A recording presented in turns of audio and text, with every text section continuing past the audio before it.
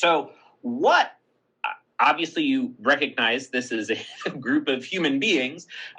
So what is it that our object of study in the social sciences, the groups of humans, what does society provide the perfect model system for? And I want to offer two answers to that question. One is the social production of some kind of collective capacity, and two is the emergence of or introduction of radical novelty into the world. Human groups excel all other known systems in our ability to bring the new into being. So in this talk, which is a version of a talk that I actually gave in the School of Social Science this year, I want to talk about a contribution towards social theory, which is what I view myself as doing. I'm going to give some empirical illustrations, but what is the kind of contribution that I want to make? And what is it that I mean when I talk about theory? Well, as Pamela mentioned to you, a lot of my work centers on studying science as a system that socially produces collective intelligence and knowledge about the world. And so I'm going to draw on some work in the social studies of science to answer this question of what do I mean when I talk about theory? And in invoking theory, I really follow the wonderful historian of science and physicist David Kaiser, who in this book, Drawing Theories Apart, which I highly recommend to you, describes theory, even the kind of very lofty theory practiced in the School of Natural Sciences here by the folks who are high energy theorists, theory in its most crystalline form. Even those theories are less rigid, coherent structures of ideas and more a set of tools for solving problems. And I want to suggest that those problems that we use theory to address have two basic forms. One is problems having to do with explanation and understanding what is, and the other is enhancing our imagination, what might be possible. And of course, imagination and understanding are intimately linked one to the other.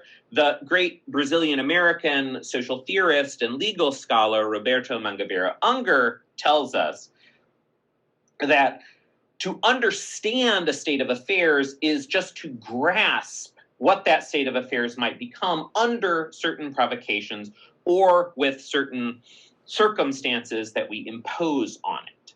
So imagination and understanding are, in this view, very tightly linked. So towards what end do I want to contribute towards this toolkit for solving problems having to do with the nexus of understanding and imagination? And the contribution that I want to make has to do with building tools for social scientists to move from studying what is to what could be, a social science of the possible, of possible futures, of possible worlds.